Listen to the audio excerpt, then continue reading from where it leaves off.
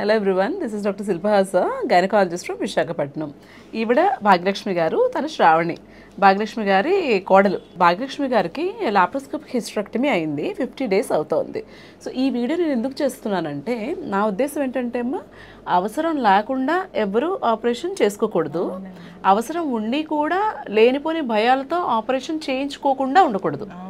That is what we want to convey in this video. So Bhagyalakshmi గారికి గత 10 ఏళ్ల నుంచి బ్లీడింగ్ ప్రాబ్లంతో సఫర్ అవుతా ఉన్నారు. కాకపోతే నెలకు 5 రోజులు అయ్యేది, ఆగిపోయేది. ఓవర్ బ్లీడింగ్ అయ్యేది, బట్ 5 రోజులకు ఆగిపోయేది. సో అలాంటి సిచ్యువేషన్లో మనం కొంచెం మెడిసిన్స్ పెట్టి దాన్ని కంట్రోల్ చేయడానికి ట్రై చేయొచ్చు. అలా నెట్టుకుంటూ వచ్చారు. బట్ రీసెంట్గా 3-4 months నుంచి అసలు చాలా ఎక్కువ రోజులు అయిపోవటము, తగ్గకపోవటము అయింది. సో అప్పుడు తను సర్జరీకి వేరే వాళ్ళు డిసైడ్ చేశారు సర్జరీ అవుతుంది అని. కాకపోతే ఇక్కడ ఇంకొక పాయింట్ మనం ఏంటి చెప్పాలంటే, ఒకటి మెడిసిన్తో తగ్గకపోతేనే సర్జరీ చూస్ చేసుకోండి, దట్ ఈస్ వన్ థింగ్. ఇంకొకటి, ఎప్పుడైనా సరే హిస్టరెక్టమీ ఆపరేషన్, హిస్టరెక్టమీ అంటే ఈ యూటరస్, ఇప్పుడు భాగ్యలక్ష్మి గారికి ప్రాబ్లం ఉన్నది యూటరస్ లోపల. సో మనం ఆపరేషన్ చేసి కూడా యూటరస్ తీయడానికి రిమూవ్ చేయాలి తప్పితే, ఈ ఓవరీస్ ఉన్నాయి కదా పక్కన రెండును, ఆ ఓవరీస్ రిమూవ్ చేసుకోవడానికి ప్రయత్నించకూడదు, అన్లెస్ ఓవరీస్లో ఏదైనా డిసీజ్ ఉంటే తప్ప. ఇది ఎందుకు ఇంపార్టెంట్ అంటే, చాలా వరకు విలేజెస్లోనూ ఆర్ ఎక్కువ అవేర్నెస్ లేని వాళ్ళైనా ఏం చేస్తారంటే, మీకు గర్భసంచి రిమూవ్ చేస్తున్నాం కదా, దాంతోపాటు ఎలాగ ఓవరీస్ కూడా తీసేద్దాం, ఓవరీస్ ఫంక్షనింగ్ ఏముంది అని చెప్తారు. But that is not right. ఎప్పుడూ కూడా ఒక హెల్దీ ఆర్గన్ని బాడీలోంచి రిమూవ్ చేయకూడదు. ఓవరీస్ అలా ఉండటం వల్ల మీకు ఏంటి నష్టం? ఓవరీస్ ఎన్నాళ్ళు అయితే ఉంటాయో అన్నాళ్ళు కూడా దాని నుంచి హార్మోన్ ప్రొడక్షన్ ఉంటూ ఉంటుంది.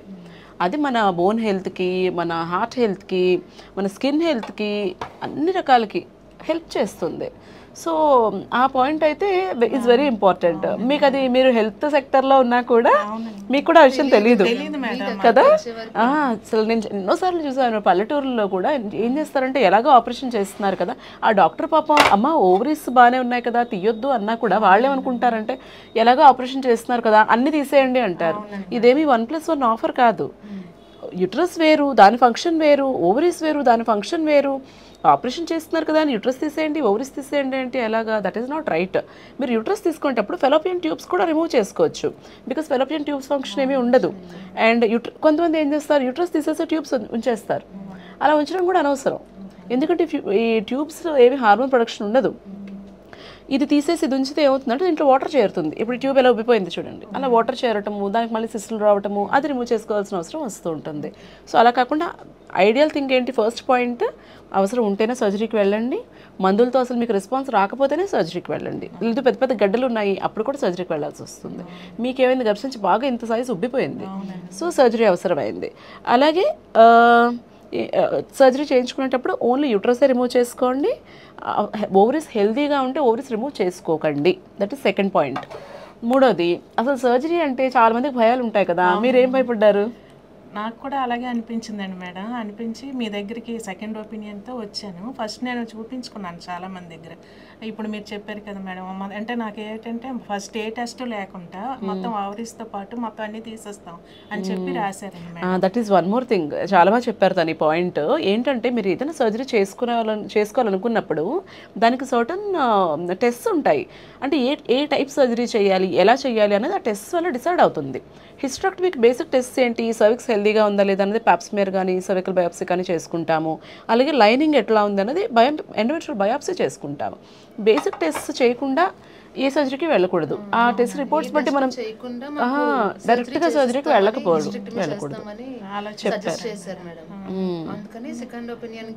వచ్చారు. వచ్చిన తర్వాత మీతో ఇంకా మాట్లాడిన తర్వాత నాకంతా మీరు ఎక్స్ప్లెయిన్ చేశారండి మేడం. ఇంకా వెంటనే నేను అదే చేసుకుంటానండి. నేను భయంతోటే వచ్చాను. మీరు చెప్పిన తర్వాత ఇంకా టెస్ట్ కూడా నాకు చేశారు, ప్యాప్స్మియర్ బయాప్సీ చేశారు. ఆ రిజల్ట్ వచ్చిన తర్వాత అంటే ఒక సిస్టమేటిక్గా, అంటే ముందు ఏం చేయాలి తర్వాత ఏం చేయాలి అన్నది మీరు అన్నీ అలా నాకు చేశారు మేడం. చేసిన తర్వాత ఇంకా దాన్ని బట్టి నాకు ఆపరేషన్ పడుతుందని మీరు చెప్పారు. వెంటనే నేనైతే ఆపరేషన్కి నేను లీవ్ పెట్టుకుని ఆపరేషన్కి అయితే వచ్చాను. నాకు ముందు రోజు అంటే మార్నింగ్ చేశారు, ఒక 5 కల్లా చేశారు కదా మీరు. మార్నింగ్ 5 చేశాను, నేను మధ్యాహ్నంకే నడిచాను మేడం. సేమ్ డే ఒక 4-5 అవర్స్ లేచి నడిస్తానండి మేడం. నాకు అసలుకి అంటే మీరు లాప్రోస్కోపీ చేశారు, ఏ ఆపరేషన్ చేసినా కనుక మీరు అంటే మీ గురించి మేము తెలుసుకొని ఇక్కడికి వచ్చాం కాబట్టి అంటే బాగుంటుంది అంతా అనేసి అలాగా నాకు ఆ ఫీల్తో ఈ ఆపరేషన్లో కూడా నాకు అసలు ఏం అనిపించలేదు మేడం. అంటే ఇప్పటికీ కూడా నాకు ఆపరేషన్ అయిందా అన్నట్టయితే నాకు అనిపించలేదు. నేను ఐసిడిఎస్ డిపార్ట్మెంట్లో గ్రేడ్ 1 సూపర్వైజర్గా పనిచేస్తున్నాను, మహిళా శిశు సంక్షేమ శాఖలో. నాదంతా ఫీల్డ్ వర్కే మేడం. నేను ఫీల్డ్ వర్కే చేస్తున్నాను, నాకు ఏం అనిపించలేదు. అంటే అదే అపోహతో ఉంటారు, కానీ రికవరీకి ఎంత టైం పట్టేస్తుందేమో, బెడ్ రెస్ట్ కావాలి, వారం వరకు కాలు కింద పెట్టలేను, అలా ఏం లేదు. వెంటనే వారం 3 డేస్లోనే నేను మొత్తం. కానీ ఇంకొకటి, ఇప్పుడు ఈవిడ రికవరీకి నేను నా సర్జరీ ఎంత రీజనో, ఇంకా అంతకంటే పెద్ద రీజన్ ఏంటో తెలుసా, వాళ్ళ కోడలు. అసలు ఎంత ప్రేమలు అంటే వీళ్ళిద్దరికి ఒకరికొకరికి కదా. నాకు అంతా మా తనే దగ్గరుంటే అంతా మా కోడల దగ్గరుండి అనిపించేస్తుంది బాగా. నాకైతే గనక తను చాలా సపోర్టివ్ గా ఉన్నది. సర్జరీ ఎందుకు అలా ఎందుకు చెప్పేశారో ఒకసారి మేడం దగ్గరికి వెళ్దాం madam. Correct, this is another point అమ్మా. చాలా మంది అనుకుంటారంటే ఇంకా 50 ఏళ్ళు వచ్చేసాయి, 53 ఏళ్ళు వచ్చేసాయి, ఇంకా ఆగిపోతుంది అని కూడా వెయిట్ చేస్తారు. కానీ ఆ టైంలోనే ప్రాబ్లమ్స్ కూడా అగ్రవేట్ అవుతాయి. మీకు 10 ఏళ్ళు కొంచెం కంట్రోల్లో ఉండింది, బట్ ఇప్పుడు ఉండలేదు.